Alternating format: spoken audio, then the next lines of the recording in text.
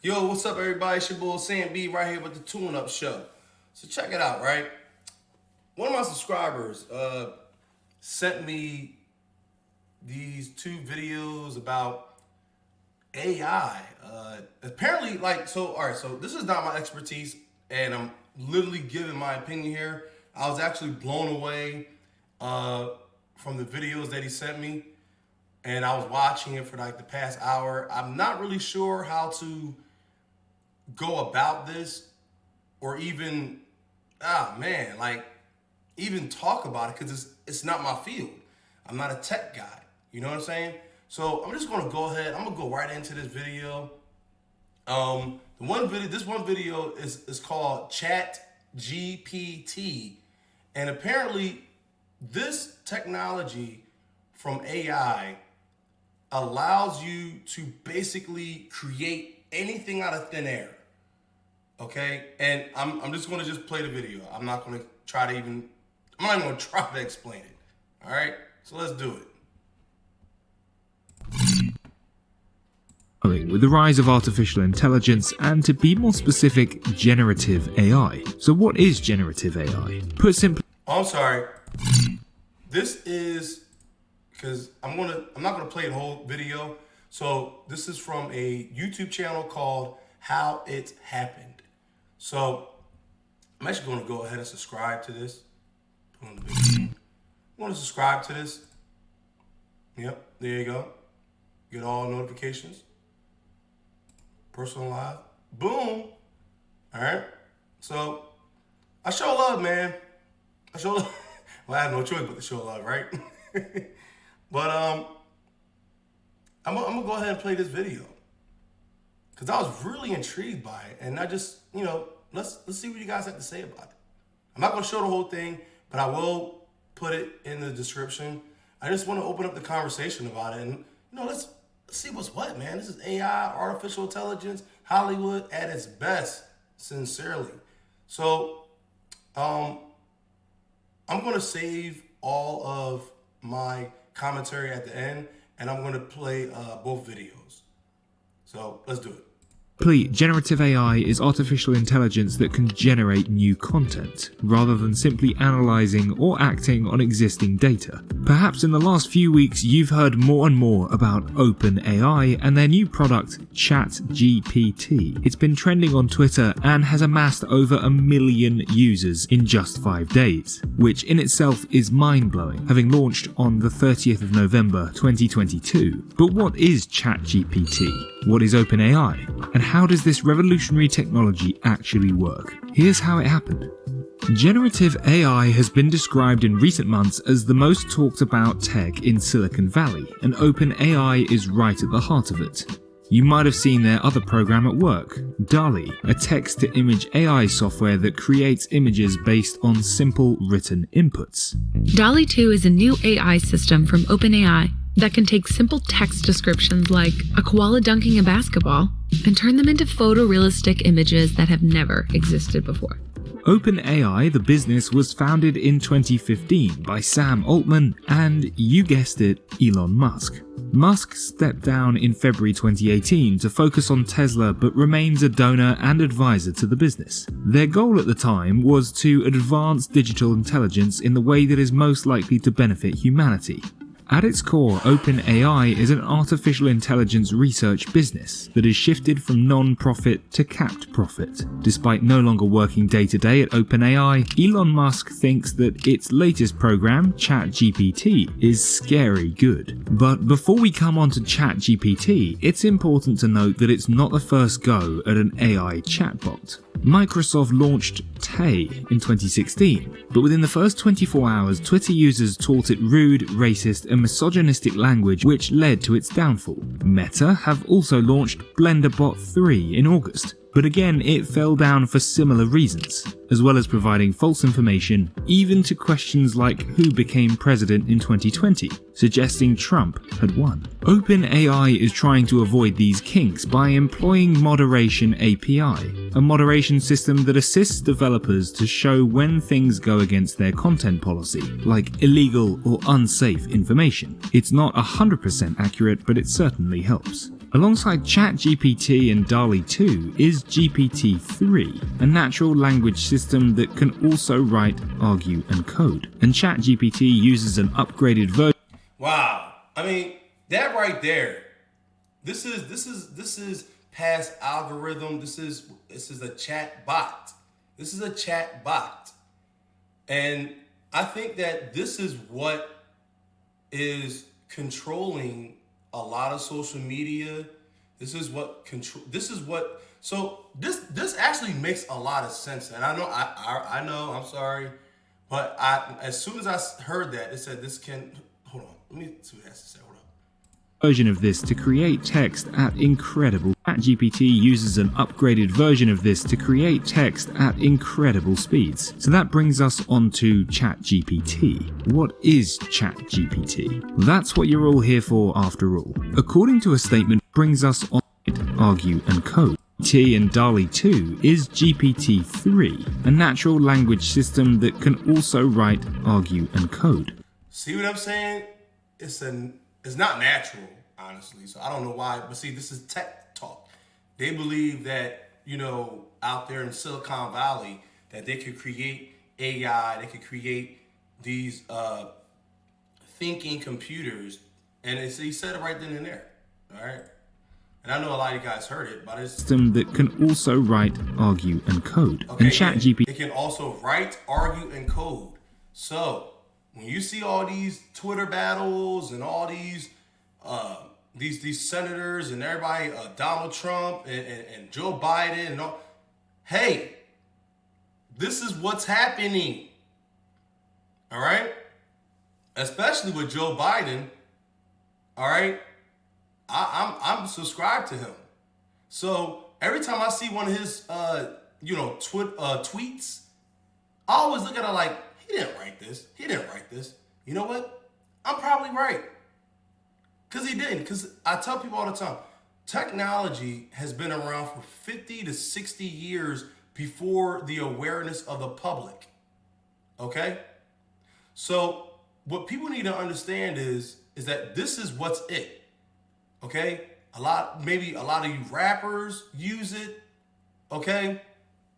I mean, the sky is the limit now. And it opened my mind up a little bit to see what's out here. But let's continue because I'm going to show another video. GPT uses an upgraded version of this to create text at incredible speeds. So that brings us on to ChatGPT. What is ChatGPT? That's what you're all here for after all. According to a statement from OpenAI, we've trained a model called ChatGPT, which interacts in a conversational way. The dialogue format makes it possible for ChatGPT to answer follow-up questions, admit its mistakes, challenge incorrect premises, and reject inappropriate requests. ChatGPT is the third update to OpenAI's generative pre-training idea, which allows users to communicate with robots with seemingly natural dialogue. But its uses don't stop there. It corrects grammar, it summarizes difficult text into simple concepts, it converts movies into emojis, and it fixes bugs in Python code. ChatGPT was first opened up to beta testing in November 2021 through the Playground, and its launch this year is supposed to be an improvement on GPT-3 as to not provide any harmful outputs. The software itself has been trained by AI and machine learning, with massive amounts of text data from various sources. The training used RLHF, reinforcement learning from human feedback. The Times newspaper in the UK describes ChatGPT as a stunningly lifelike conversational language system and described it as the world's first truly useful chatbot. This all seems a bit too good to be true, and maybe it is. We have to think about not only the limitations of the technology, but also the challenges and threats that it poses to society. The first immediate consequence of ChatGPT was that its own website had frozen due to massive demand, with more than 1 million people signing up to use the software in just 5 days, which is quite incredible, forcing OpenAI to quickly scale their systems. ChatGPT is still in its early stages of development, therefore its knowledge base is limited, and mostly linked to 2021, which renders some questions useless.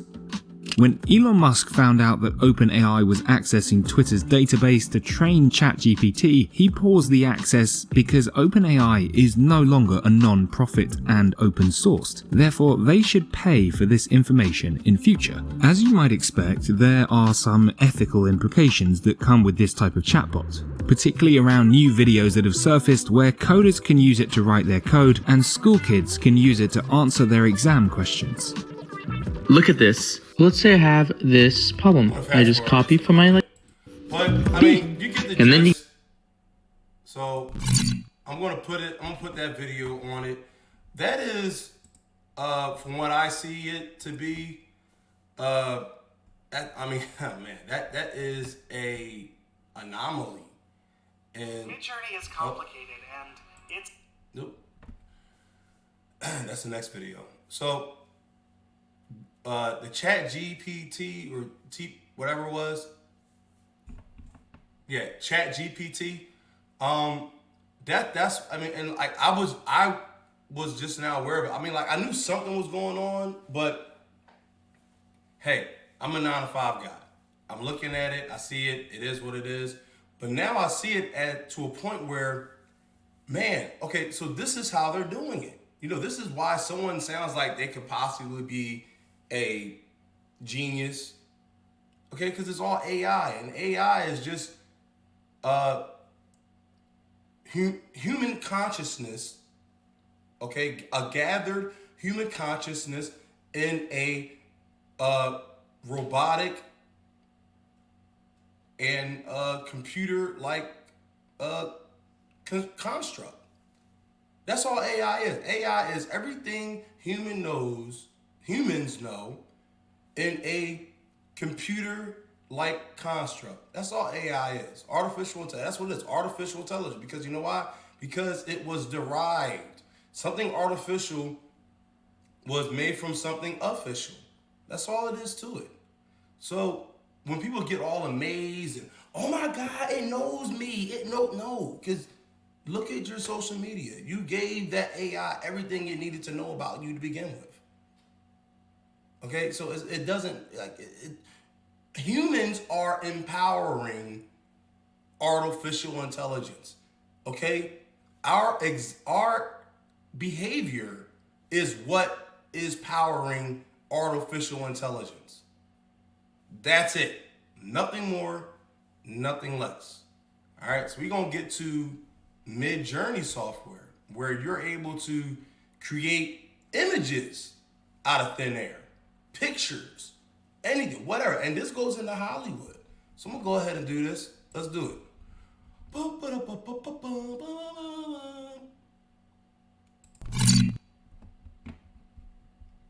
It's ever changing. It is a limitless tool for creating any imagery that you want, but even on the latest version, a lot of the time you'll get something that's just unimaginative and downright boring. 5 months ago, I made my most popular video on this channel. It was called Everything You Need to Know About Midjourney in 15 Minutes or Less. I taught you about parameters and image prompts and weights and styles and so much more, and together we tried to understand how to make beautiful art. But as is the nature with the AI industry, within a week there were several things about that video that were already outdated. So, to celebrate the new year, I want to get you up to date, and at the same time, I want to turn you into an art-generating master. To help you follow along, I have a few introductions I want to make. This is Roger. Everyone say, "Hi, Roger!" Roger wants you to subscribe. He's a panda, and he loves his safari hat. You should also meet Hannah. She is an elf and a princess, and you may have noticed she also has purple hair. Lastly, this is a mountain. It's tall, made of rock, and has ice on top, and we'll call it Icy Peaks. Icy Peaks. We're going to learn the intricacies of Midjourney while generating these concepts and trying to make them as good as we can. Let's get started. The biggest difference I want to talk about is how there are now 7 models being supported by the Midjourney bot. You heard me, 7. Let's type /settings and look at these. Versions 1, 2, 3, 4, Midjourney test photo, and Niji mode. Let's write a simple prompt for Roger and generate him in every version. By the way, for the rest of this video, I'll be setting the seed to 1 for all my generations. That way, when I make changes, you can see exactly what those changes actually do. The numbered versions work basically how you'd expect. The higher the number, the better the model is across just about every dimension. AI art has been improving a ton, and version 4 is just newer, so it's going to be just better overall. Wow. Midjourney Test is a model that I think is a bit of a mix between Midjourney version 3 and Stable Diffusion. It came out in parallel with Stable Diffusion's open source release, and it does a good job combining Stable Diffusion's knowledge with Midjourney's creativity. Midjourney Test Photo is similar, but it just seems to have been fine-tuned to make photos specifically. The trade-off is that these test models are not nearly as intelligent as more classical Midjourney models and has trouble closely following the prompt. Notice that Roger here isn't even wearing a hat.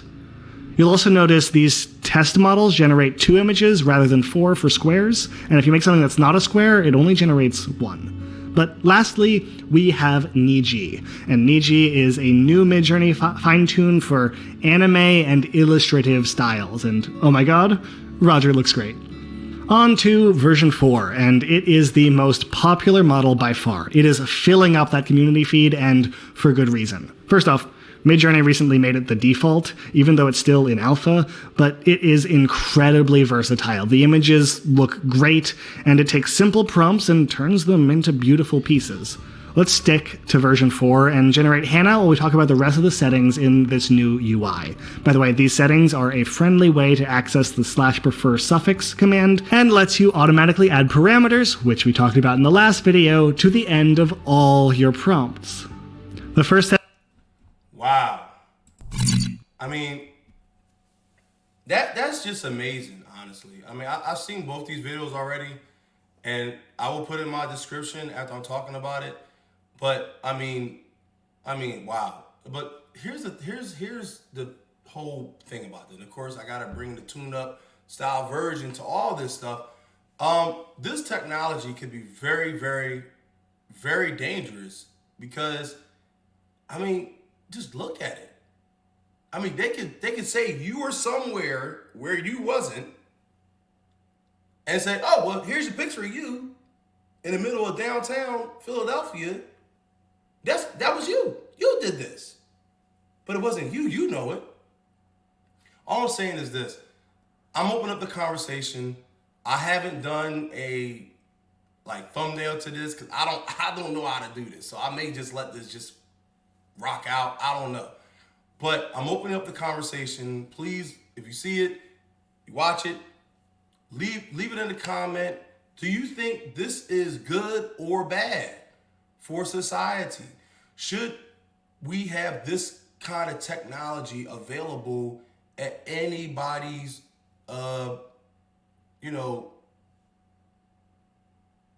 possession? Should this technology be available to the public? Should this technology exist?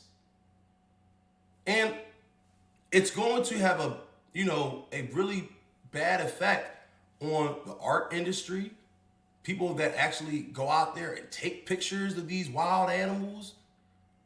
Okay? That's what it, and like, see, and look, I get it, okay? I get it. Because I know people, my producer, Booz Arts, he does a lot of my layouts. You know what I mean? He did the tune-up layout.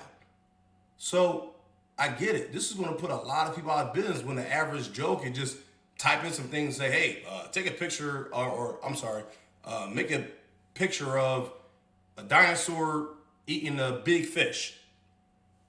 And then it can do it. This is something we need to take a real close eye to and see exactly what's going on, because this higher intelligence that they're trying to pass off as AI is not higher intelligence. It's just a construct that is uploaded with humankind, human nature, human thoughts. So it's not a higher intelligence. This is just what everybody knows in one place. That's all AI is. Artificial intelligence is just one construct place where everybody, with everybody's mindset and knowledge. That's all AI is. And if you bow down to this and you say, oh, he knows everything. No, that AI, that whatever that machine is, it just knows everybody because it's been uploaded through social media, through the internet. Okay? This took years and years and years of planning. But look, I open it up. Is this technology dangerous or good for society? If you look, I don't know what to say, but guess what? I just said it. Leave it in the comments, like, share, subscribe. It is what it is. I'm Sam B. I'm out of here. Peace!